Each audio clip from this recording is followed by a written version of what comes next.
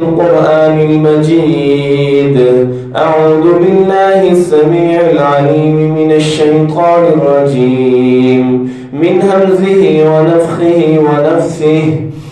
شهر رمضان الذي أنزل فيه القرآن هدى للناس وبينات من الهدى والفرقان. تمام قسم کی تعریفات تسبیحات اللہ وحدہ لا شریک کی ذات اقدس کے لیے. انگنت لا تعداد درود و سلام سید الاولین والمرسلین امام الانبیاء خاتم الانبیاء رہبر و رہنما حضرت محمد مصطفیٰ صلی اللہ علیہ وعلا آلہ وسلم کی ذات اقدس کے لیے. رمضان کا مہینہ وہ مہینہ ہے جس میں قرآن اتارا گیا. اللہ فرماتے ہیں شہر رمضان الذی انزل فیہ القرآن. رمضان المبارک کا مہینہ ایسا مہینہ ہے کہ جس میں رب العالمین نے قرآن مجید کو نازل فرمایا. صحیح بخاری کے اندر حضرت عبداللہ بن عباس رضی اللہ عنہما بیان فرماتے ہیں کہ جبریل امین علیہ السلام رمضان کی ہر رات میں آپ صلی اللہ علیہ وسلم سے ملاقات کرتے. وَكَانَ يَلْقَاهُ فِي كُلِّ لَيْلَةٍ مِّن رَمَضَانَ فَيُدَارِسُهُ الْقُرْآنَ. اور آپ صلی اللہ علیہ وسلم کے ساتھ قرآن کا دور کیا کرتے تھے. لہذا نبی کریم صلی اللہ علیہ وسلم اور جبریل امین علیہ السلام کی سنت پر عمل پیرا ہوتے ہوئے ہمیں بھی بڑھ چڑھ کر قرآن مجید کی تلاوت رمضان المبارک کے مہینے میں کرنی چاہیے. امام ابن الجوزی رحمۃ اللہ علیہ فرماتے ہیں اگر کوئی مسلمان رمضان المبارک میں قرآن مجید کو تلاوت کے ساتھ مکمل نہیں کرتا تو وہ پورا سال اس کو مکمل نہیں کر پائے گا مگر اگر اللہ چاہے تو. رمضان کیونکہ ایسا مہینہ ہے کہ جس میں ہر بندہ نیکی کی طرف بڑھتا ہے اور وقت نکالتا ہے. شیطان قید ہو جاتا ہے اور جنت کے دروازے کھول دیے جاتے ہیں, جہنم کے بند کر دیے جاتے ہیں. نیکی کی طرف انسان خود بخود چلتا ہے. تو اس لیے امام ابن الجوزی کہتے ہیں کہ اگر کوئی بندہ رمضان کے مہینے میں قرآن مجید کو تلاوت کے ساتھ مکمل نہیں نہ کرتا تو وہ پورا سال بھی نہیں کر سکتا مگر اللہ چاہے تو. مسند احمد میں حضرت عبداللہ بن عمر بن عاص رضی اللہ عنہ بیان کرتے ہیں کہ آپ صلی اللہ علیہ وسلم نے فرمایا قرآن مجید بندے کے حق میں سفارش کرے گا. یقول القرآن منعته النوم باللیل فشفعنی فیہ. قرآن کہے گا میں نے رات کے وقت اس کو سونے سے روکے رکھا تھا, اے اللہ اب تو اس کے حق میں میری سفارش قبول فرما. اور نتیجہ کیا نکلے گا کہ اللہ تبارک و تعالی اس قرآن کی سفارش کو پڑھنے والے کے حق میں قبول فرما لے گا. صحیح بخاری کے اندر آپ صلی اللہ علیہ وسلم نے بیان فرمایا من قام رمضان ایمانا واحتسابا غفر له ما تقدم من ذنبه. جس شخص نے رمضان کے مہینے میں قیام کیا, اور قیام میں کیا ہوتا ہے قرآن مجید پڑھا جاتا ہے, تلاوت امام کرتا ہے, مقتدی سنتے ہیں, یا خود بندہ پھر نفلی وہ عبادت کرتا ہے تو قیام کرتا ہے تو قرآن مجید پڑھتا ہے. فرمایا جس نے قیام کیا رمضان میں ایمان کی حالت میں اور اپنا محاسبہ کرتے ہوئے غفر له ما تقدم من ذنبی, تو اللہ تبارک و تعالی اس بندے کے سارے پچھلے گناہوں کو معاف فرما دیتا ہے. اور ابو ذر رضی اللہ تعالی بیان کرتے ہیں کہ نبی کریم صلی اللہ علیہ وسلم نے فرمایا انہو من قام مع الامام حتی ینصرف کتب لہ قیام لیلۃ، جس نے امام کے ساتھ اس کے سلام پھیرنے تک با جماعت قیام کیا، وہ ہے تو 1 گھنٹے کا جو اس نے قیام کیا ہے، لیکن جس نے ایسا کیا امام کے ساتھ سلام پھیرنے تک ساتھ رہا، اس کے لیے ساری رات کی قیام کا ثواب لکھ دیا جاتا ہے۔ پوری رات کا ثواب اگر کسی نے حاصل کرنا ہے تو وہ 1 گھنٹہ وہ کھپا لے، اپنے آپ کو تھکا لے، یہ عبادت اور ریاضت کر لے۔ صحیح بخاری کے اندر ایک اور حدیث مغیرہ بن شعبہ رضی اللہ تعالیٰ بیان فرماتے ہیں کہ نبی کریم صلی اللہ علیہ وسلم اتنی دیر کھڑے ہو کر نماز پڑھتے رہتے حتی ترم قدماہ و ساقاہ، کہ آپ صلی اللہ علیہ وسلم کے قدم یا پنڈلیوں پر ورم آ جاتا تھا، سوج جاتے تھے، آپ اتنا لمبا قیام کیا کرتے تھے۔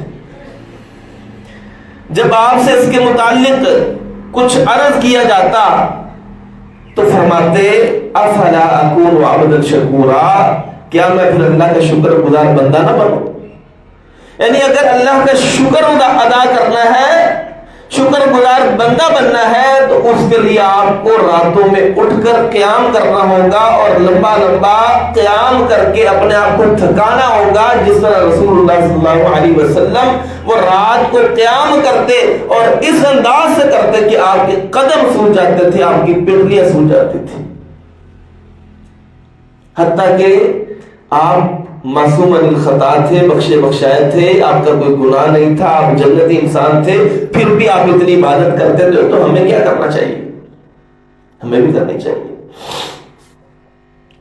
صحیح بخاری کے اندر ایک اور حدیث ہے کہ حضرت عبداللہ بن مسعود رضی اللہ تعالیٰ عنہ کہتے ہیں کہ میں نے رسول اللہ صلی اللہ علیہ وسلم کے ساتھ رات نماز ادا کی اور آپ نے اتنا لمبا قیام کیا، اتنا لمبا قیام کیا کہ میں نے ایک غلط کام کا ارادہ کر لیا۔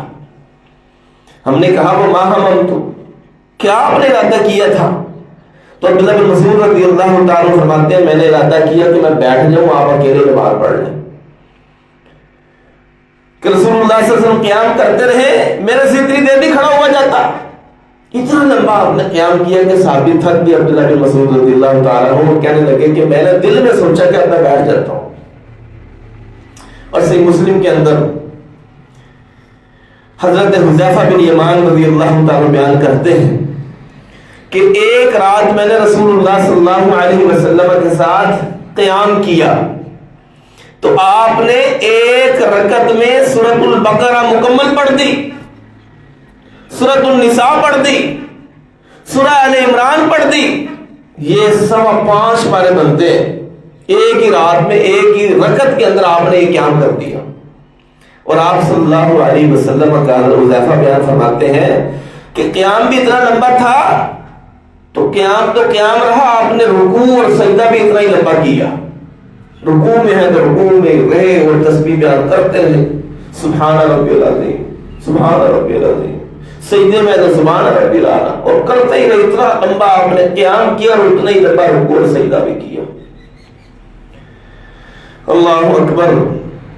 یہ ہے رسول اللہ صلی اللہ علیہ وسلم کی راتوں کی عبادت۔ حضرت عوف بن مالک اشجعی رضی اللہ تعالیٰ فرماتے ہیں کہ ایک رات میں نے رسول اللہ صلی اللہ علیہ وسلم کے ساتھ قیام کیا تو آپ صلی اللہ علیہ وسلم نے پہلی رکعت میں سورۃ البقرہ کی تلاوت کی، پھر آپ صلی اللہ علیہ وسلم نے رکوع اور سجدہ بھی اتنا ہی لمبا کیا تھا جتنا قیام کیا تھا، اور پھر دوسری رکعت کے لیے کھڑے ہوئے تو آپ نے اس میں سورہ آل عمران کی تلاوت کی اور پھر اتنا ہی لمبا اپنا قیام جس طرح کا لمبا کیا تھا رکوع اور سجدہ بھی لمبا کیا۔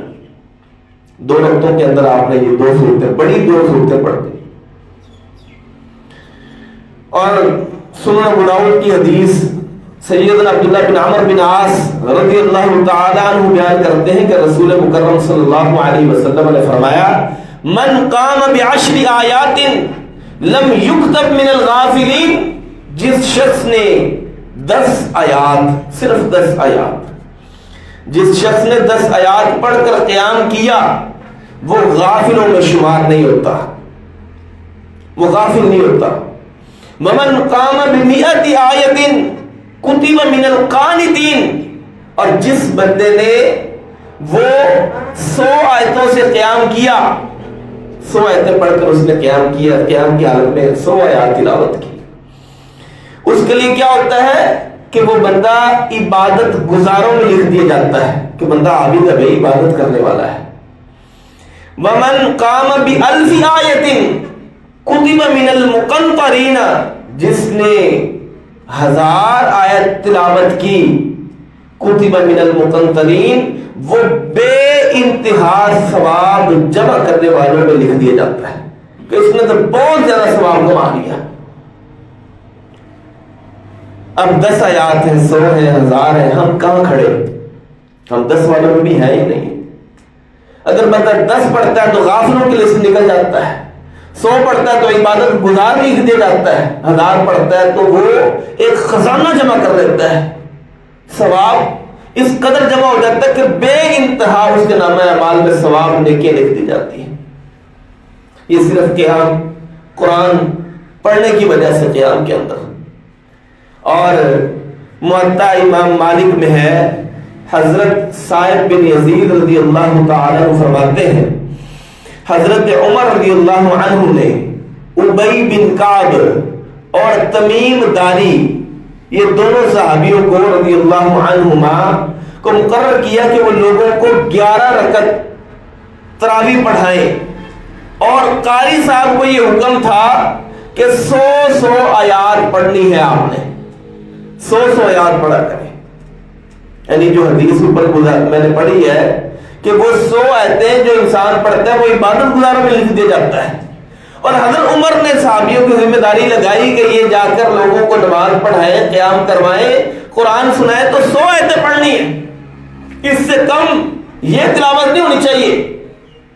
تو یہ اپنی ذمہ داری ادا کرتے رہے، حتیٰ کہ اتنا لمبا قیام ہوتا تھا اور یہ سحر تک، فجر تک یہ سلسلہ چلتا رہتا تھا کہ لوگ سہارا لینے پر مجبور ہو جاتے تھے، یعنی کھڑا نہیں ہوا جاتا تھا، بیٹھ جاتے تھے، یہ سہارا لے لیتے تھے تھوڑا۔